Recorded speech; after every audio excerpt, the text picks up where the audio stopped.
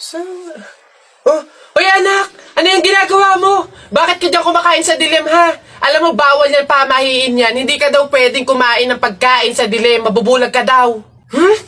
Paano naman na hindi ako magtatago dito sa dilim para kumain? Yung mga kapitbahay natin, wala nang ginawa na, kundi humingi nila ng humingi.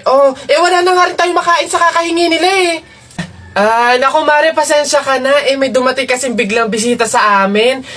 Nakakahiya't wala akong maipakain. Wala pa din naman yung mister ko. At saka hindi pa nun sahod. Baka naman meron ka dyan kahit anong pagkain na pwede maipamerienda. Sige na, nakakahiya naman kasi. Oo nga naman, Mare. Ako naman, naubusan na ako ng bigas. Nakakahiya namang ulit mangutang kina Ate Telay. Gawa nga ng 3 kabang bigas na yung utang ko doon. Baka naman meron kang maipahiram man lang dyan, miski 1 kilong bigas. Sige na. Tsaka nga pala, yung ipapaulam ko sa mga anak ko, itlog na nilaga lang. Nakakaawa naman yung mga bata. Baka naman pwedeng pakidagdagan, miski fried chicken. Dali na. Nako, Mare, pasensya ka na. Wala na rin kasi kaming nayakin yun. Ito Mare, baka pwede na to. Pasensya na ha, paghatian nyo na lang. Yan, salamat Mare. Naku, babawi naman kami next live. Sige, salamat.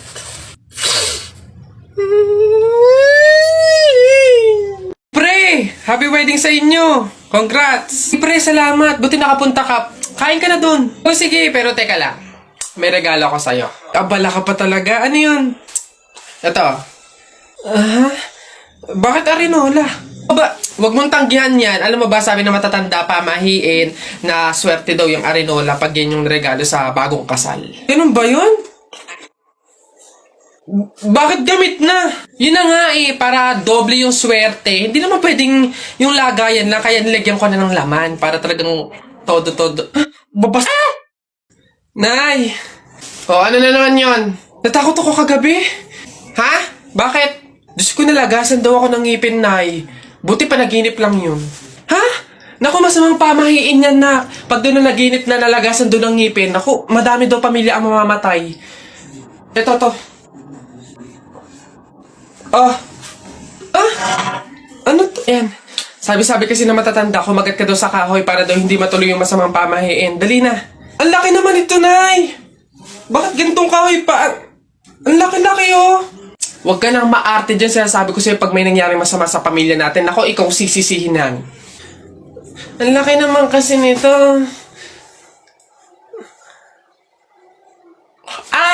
Mabuti nga yung sumunod ka sa pamahiin.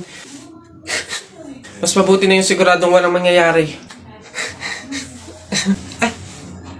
Nay. Ayun ho. Ayan, magandang hapon po sa mga viewers natin dyan. Ano ho? Nandito po kami ngayon sa reunion ng aming pamilya. Kung makikita nyo, ayan ho ang mga handa naming pagsasalu-saluhan mamaya. Eto nga ho, yung baboy na kinatay namin kagabi. Tsaka yung, Kuya Alfred!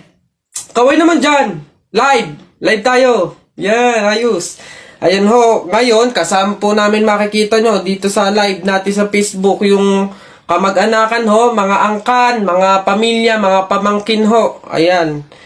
Magkakasama po kami ngayon sa aming reunion ng pamilya. Ang init. Pabili. Ano yun?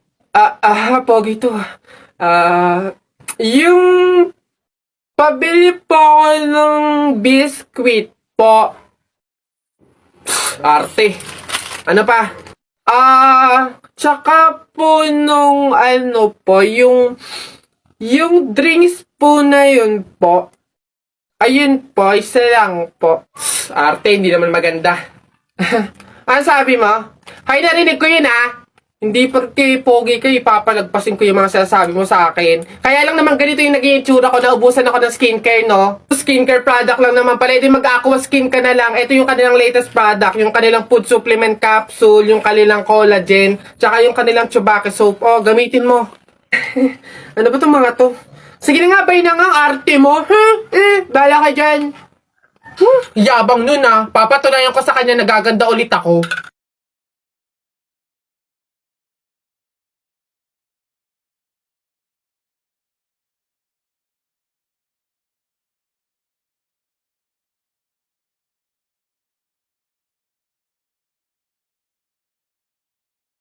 Huh? Hoy! Gondo! Siyempre nag-aquaskin ako.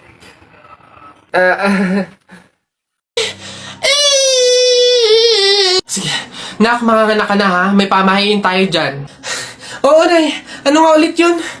Huwag kang magagalit o maiinis kapag nanganganak ka na. Ha?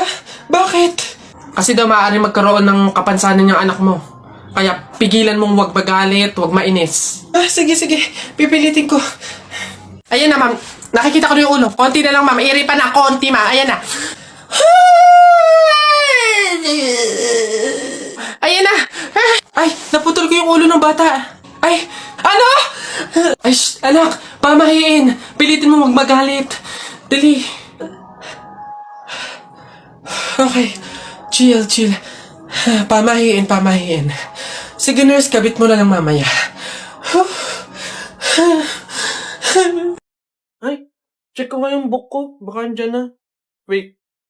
Please, sana po maganda yung motor.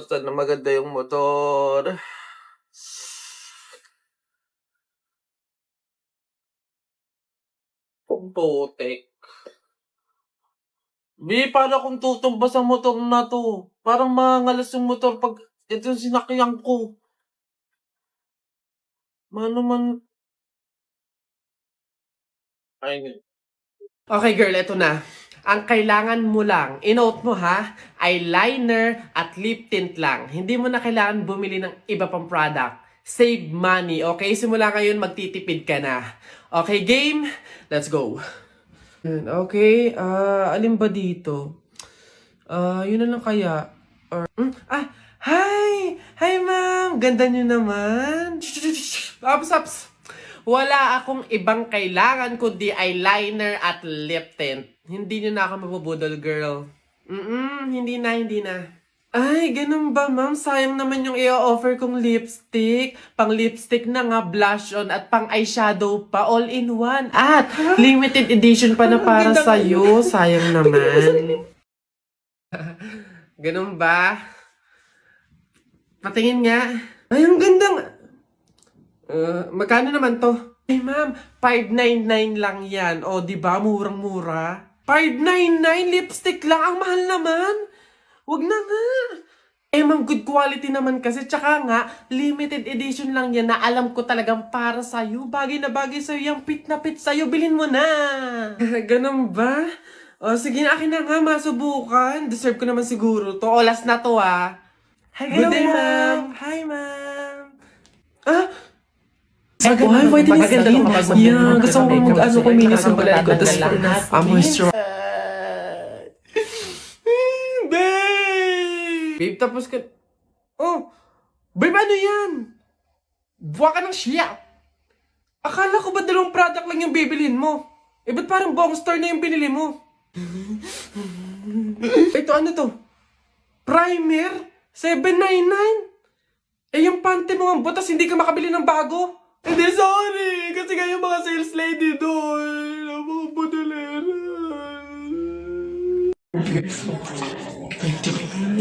Hoy, Aida. Ano daw bang pinamata? Aba, inatake daw sa puso. Condolence, Mare. Ayan. Hoy. Ang lata na nga ng pagkakaluto ng sopas, wala pang rekado. Diyos ko po, tama ka. Kanina nga akala ko, Diyos ang ibibigay. Aba, tubig. Nagtitipid ata. Eiling, Albert, anak, Jepoy, kumain na kayo. Oh, anyari sa inyo? Bakit ganyan mga itsura nyo? Kasi darling, natalo kami nung pamilya ni Paring Kaloy dyan sa nauusong flip-top ng mga bata ngayon. Visit.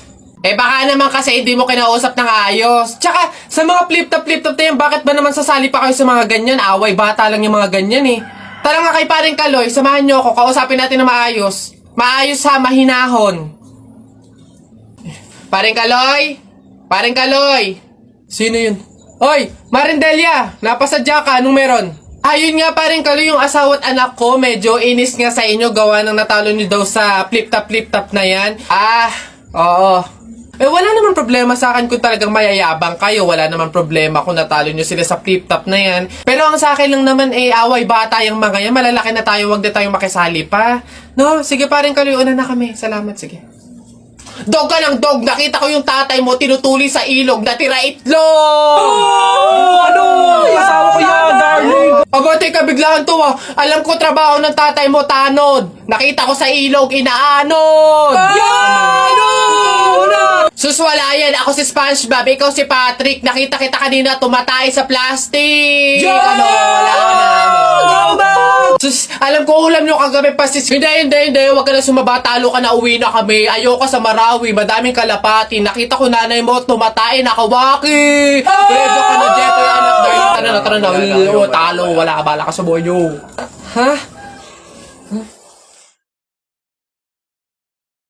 Saan ba ito? Ano ba tayo? Akin na ang palad mo.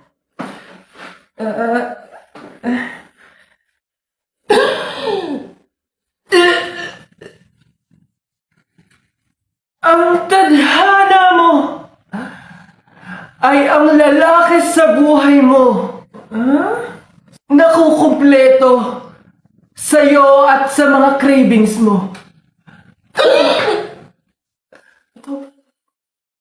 Magaling din siya magsalsa.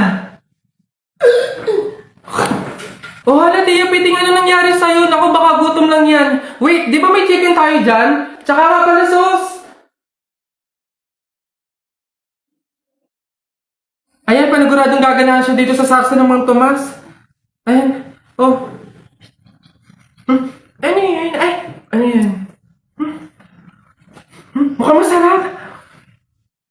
No. Ano to? Sarap.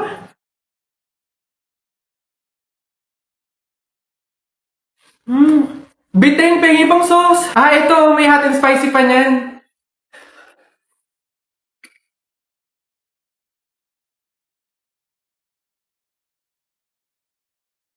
Di ba ang sarap? Okay na ako. Ang sarap ng sarsa ha. Anyways, back to work.